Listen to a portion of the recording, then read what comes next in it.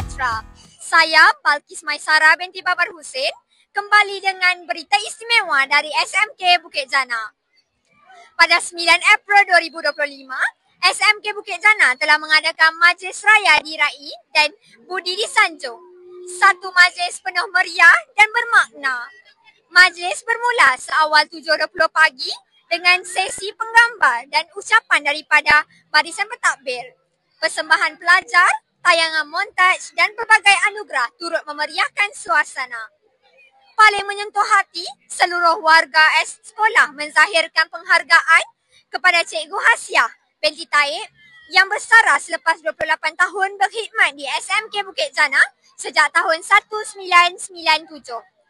Jasa beliau dikenang budi disanjung. Acara diteruskan dengan jamuan raya yang meriah dan perarakan khas sempena sambutan Hari Raya. Harimau mati meninggalkan belang, manusia mati meninggalkan nama.